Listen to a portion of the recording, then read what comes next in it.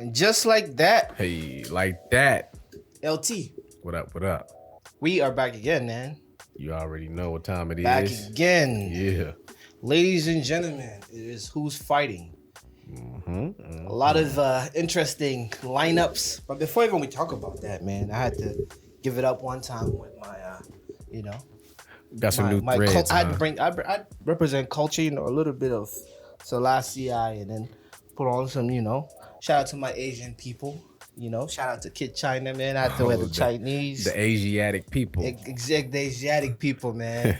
One time for the one time. Had to, include culture in the show. And also, I'm a very eccentric person. And I felt like, it complements how my mood is feeling right now. It's all over the place. Right. For sure.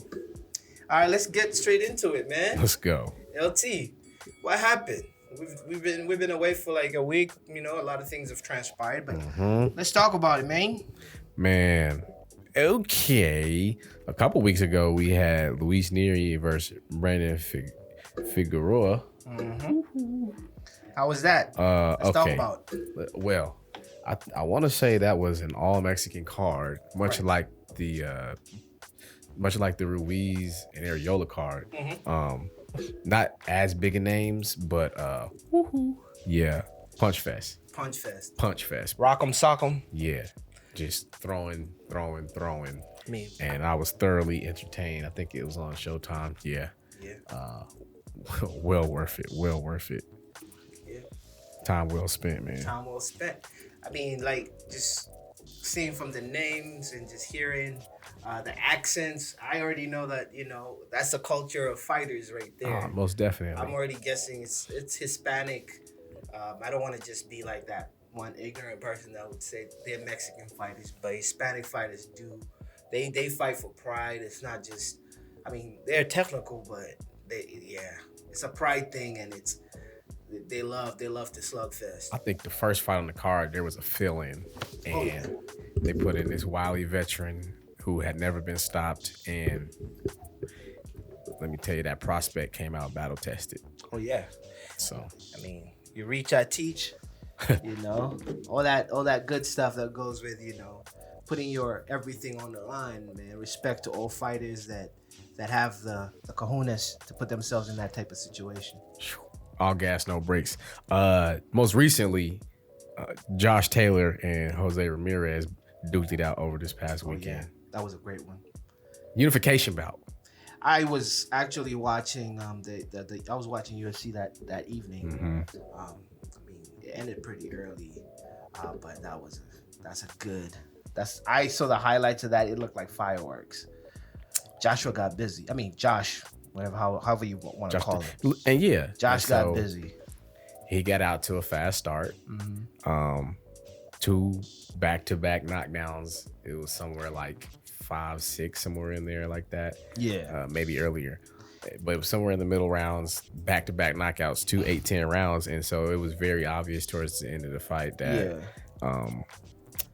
Ramirez was trying to salvage it and trying to redeem himself. And Taylor just kind of put on I'm not going to say a boxing exhibition, but, he was clearly way ahead on points, and he knew he did enough to win. And did you see the eccentric Mr. Tyson Fury there in that? Oh talking? yeah. Of course, he had to go support his countryman. Of course. I don't know. Josh is Josh Taylor from the UK? UK, but he may be from Wales or Scotland. I don't know, but yeah, he was there. He's wearing less and less clothes. Like, he had a crazy white jacket, and he was speaking ringside and stuff like that. But man, salute to him, man. We're gonna talk about some things that have just unfolded about that man Tyson Fury. But as we get along with what we didn't cover in the past, let's talk about. Let's go into mixed martial arts. We have two organizations. We have the UFC and we have the Bellator. Right. Just like that, we'll go alphabetical. Bellator. The homie, not the homie, I don't know her, but I like her. I've been supporting her for a long time. Cyborg, man. Right. Chris. Right. You always love Cyborg. I like Cyborg, man. So she fought this, not this week, but a few weeks ago. And this one was most recent. Smith, and that's the second time they fought. Right. What were the results of that? I know you're a Bellator guy. Right, and then I actually missed it because I was watching the boxing match. Oh, there you go. But Cyborg came out victorious, like expected, and like as we talk about Cyborg, we will have to. We've been making our GOAT list. I don't know where we rank Cyborg in that list of greatest women fighters. Not even just boxing fighters of all time. Right. I mean, we have to put out our beloved Carissa Shields in there. But that would be interesting. We make one for women and one for men. One, unisex type of list. That list, that would be, that'd be tough. Yeah. And she won this fight. She won the rematch TKO in round 5. Of course. On punches. Of course. So. And we're talking about just moving away from what we have on the docket. Carissa Shields just made a transition to the PFL. She's going to be having she's going to, put her feet in the water here soon just to test out. Right. So I think she has an upcoming fight here soon. It's out of necessity. It's because she's chasing the bag. Right. It's unfortunate that she has to do it. But maybe she's just a warrior. Like some of these fighters, yes, the bag is a big factor, but sometimes when you're running through all the boxing opponents that you have, sometimes you need you just need a different challenge. Bro, she calls them out. She been calling them out. That's the thing. You're right. She right. She does need a challenge. She needs a new and challenge. So since she can't get a challenge in the area of her expertise, she's stepping out of it to get that challenge. Yeah. Do you think with her technique skills as a fighter, how do they translate in an octagon? Bro, I mean, it's the immeasurables for me. Like I look at this, it's hard, How do you judge that, right? This thing right here. How do you judge that? But some people, it's on them. I mean, you could have heart and get your hand ripped off. True enough. I mean, I would say, like I said earlier, and I'm hearing these same talking points from other people, but it's on wax. I said wrestlers make good transitions to be good strikers. I never see good strikers becoming good wrestlers, like the Israel Adesanyas. That transition is always hard because wrestlers are just used to being uncomfortable. Right. They can, I don't know why wrestlers just transition better into striking than because strikers, kickboxers, boxers. Their whole life they've been limited, and then now you take the handcuffs off. That's just my opinion. And they know that shark in the water, and they're lying on the land. So like if you want to take it to the water, they'll drown. They'll take you to the deepest and drown you. Exactly. Man, but shout out to the women fighters. This show is supports you, and we'll definitely talk more about upcoming fights. So let's zoom into the rescheduled fight that we had talked about, the Nate Diaz versus Leon Edwards. I mean, it's been moved to June. What else can we say? I mean, it's a bummer, I guess. Something's happened on that end, but that means we're gonna keep talking about it later. Here in a couple weeks, right? Okay, so now let's go into UFC 262, right? Right. Talk about Oliveira versus Chandler, the bad man legend Chandler. He came in only one fight in the UFC, just hopped over to the championship, contending or fighting for the belt. That's crazy. I mean, Chandler's a legend, right? I mean, he's a Bellator legend. Absolutely, he's a legend. Yeah. So like, Olympic pedigree. What do you think how that went? It looked bad to me because Oliveira is known to be a submission. I mean, he did escape a submission. Yeah, that's what I'm saying. Yeah, but I was impressed by that. TKO? Yeah. I mean, so there was points, right? There were spots. I wouldn't call it. Is it a TKO or was he just knocked out? He was knocked out. It wasn't it was more like I would say a prevent. Let me get that right. He was out. I know he was knocked out, but he was still in it. Yeah, it's called knockout. They classify it as a knockout slash TKO. Really? So he was like a TKO you knocked out, but it's technical because somebody has to come in and say, hey, exactly, you messing dude up. Yeah. And dude could be staggering, could be alpha, but still like, yo, let me wait, where's he at? Still, I was definitely Oliveira was game. He put the pressure on early. Mm-hmm. He went to his strong suit, which is crazy because again, U.S. pedigree in wrestling. But of course, that came through. It showed true when he was able to escape. He had spots, but you know that one punch put him out. Do you think the UFC lowered? I know that, and the UFC is an amazing company that markets their athletes. Amazing. We find no one who probably don't even know how to speak English, and he's on every billboard like a spider. We hear, people like who are not necessarily charismatic, but it's such a machine, and it teams up with like an ESPN. They make stars, right? Yeah. Do you temporary stars? Do you think the UFC misses Khabib? I've been thinking about it. Like, you know what? Not really. Not really. Like, I mean, for pure fight fans, I miss that dude. Right. I miss that dude because I just want to see that puzzle solved. It's next man up. I want to see that puzzle solved. It's next man up with them. they pluck them, they pump them in, and I think he also how did he retire? It was absurd. I mean, I won't say absurd. I respect the man's decision, but he said his mom told him that would be the last time he fought after his father passed away and all that. Like and he promised his mom he's not fighting after that fight. And he was done. Just like that, man. Kind of like Barry Sanders. But Barry, I think, I don't know if it was a winning thing for Barry. Barry probably just got bored. I don't know. Because, I mean, and Khabib is not that old. 30, 33, 34, however old he is. I mean, 33, yeah. His fighting stock and definite. He doesn't take punishment. Right.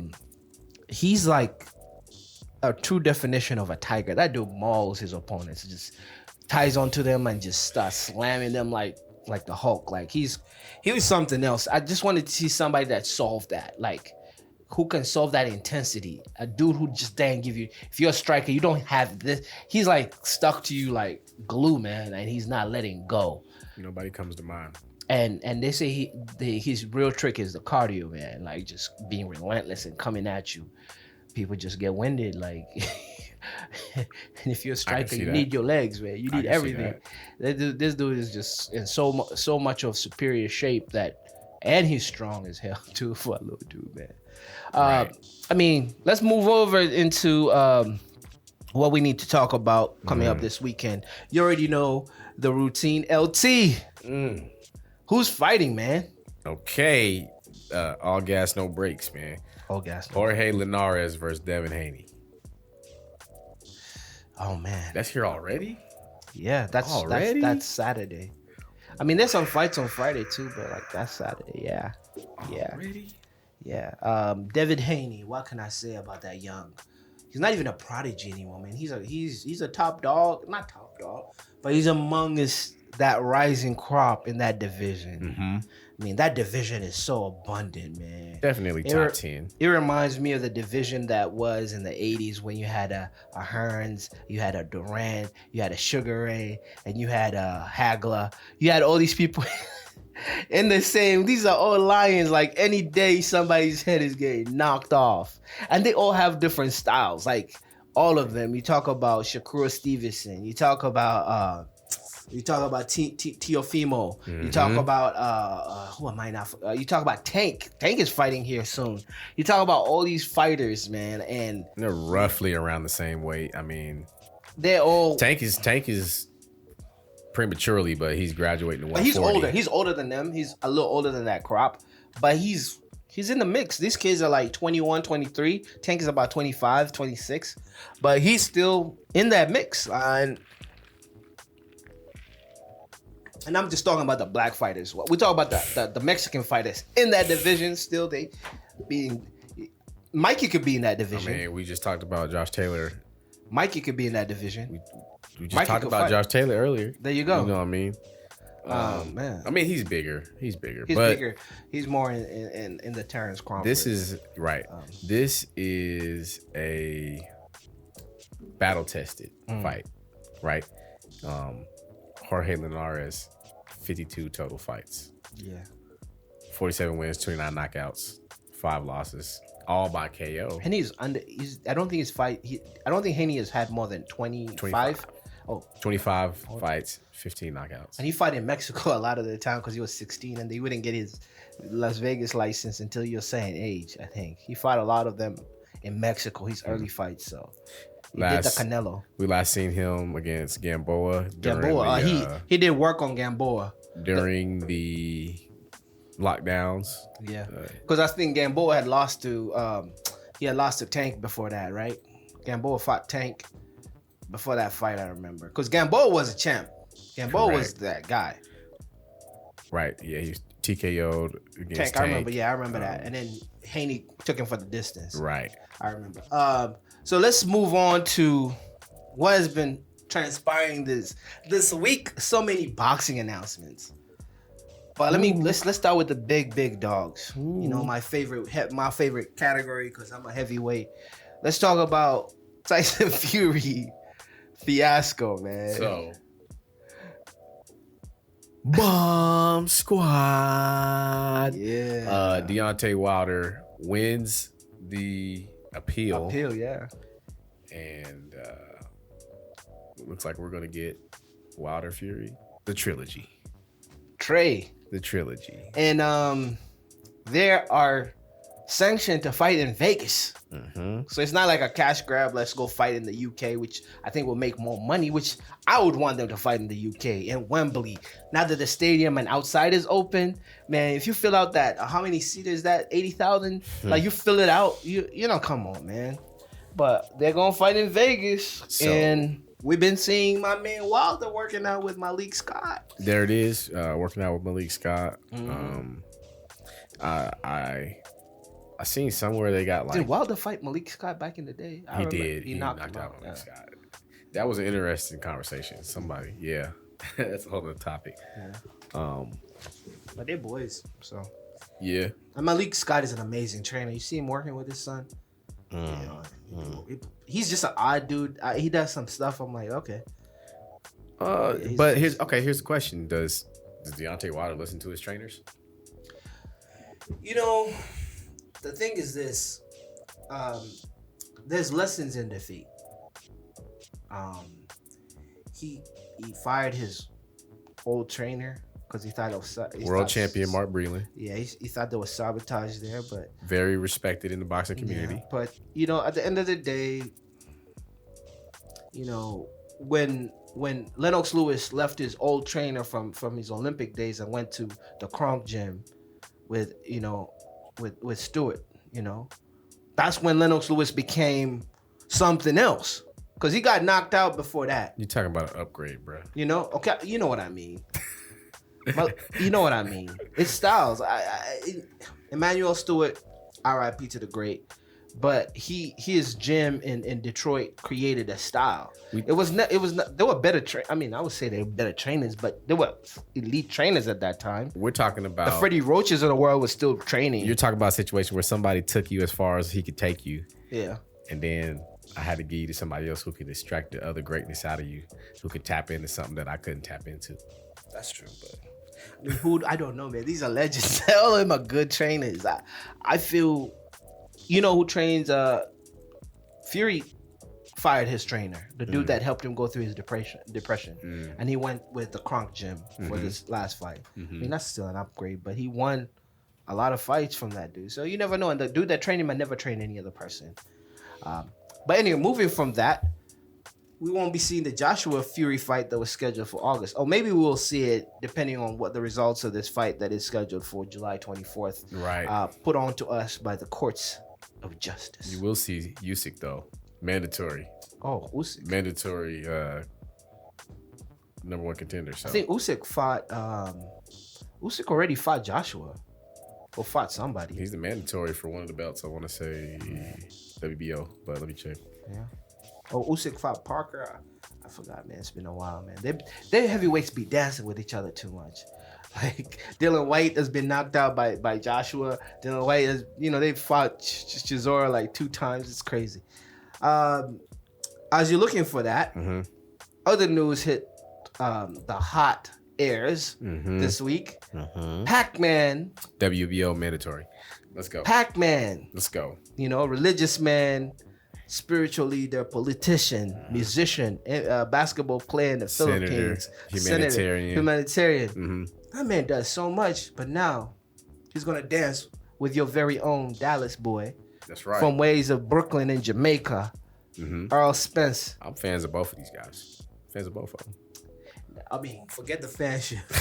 What is Pac-Man thinking fighting a young lion at his prime like this? Pac-Man is looking for a check before he hit the door.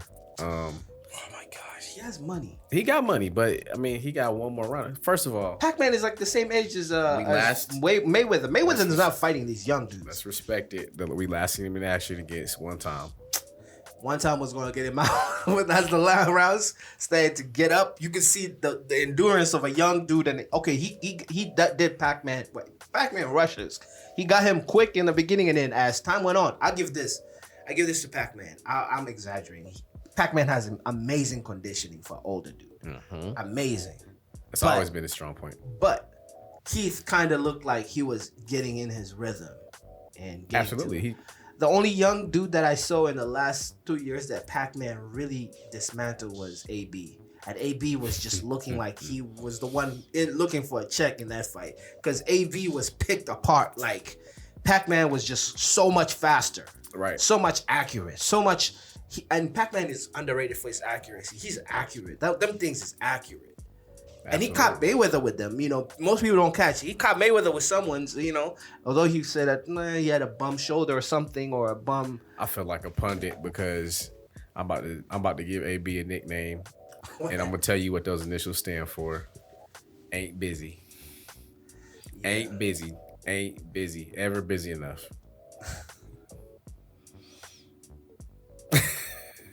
I wish Marco Madonna had a B in his name so I could say before Madonna and after Madonna. Goodness. Like after he got shook up, he's never been the same because he used to knock out people and get him out of here.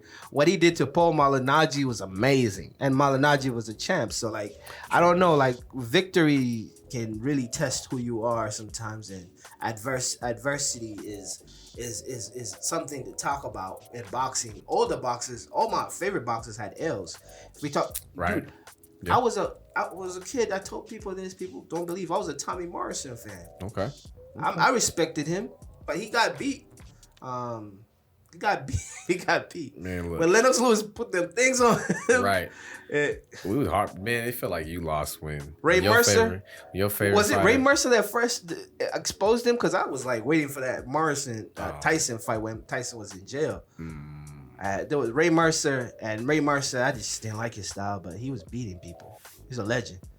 I mean, anyways, long story short. But I mean, check this out. Tommy Morrison was, and he went through drugs, HIV and all that stuff. The loser in all of this is Ugas. Your Dennis Ugas is the loser because Manny Pacquiao was the champion in recess.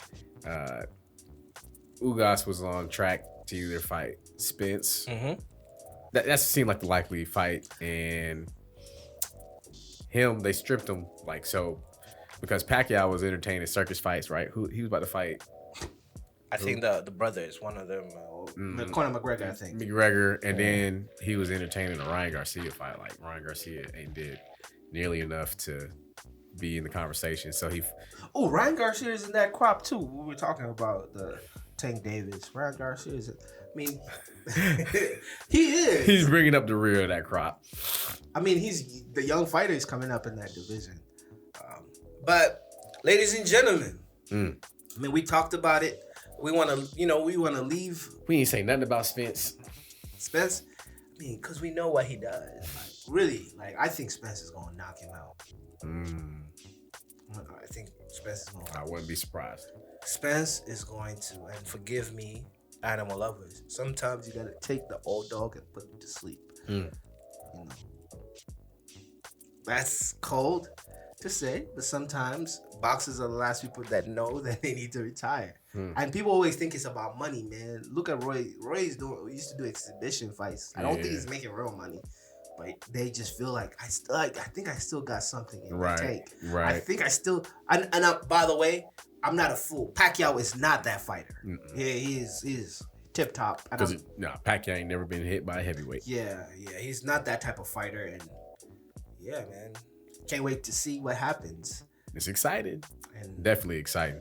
And as we conclude, you already know what time it is. Hey, LT, strap. Who's fighting? LT, Who's fighting?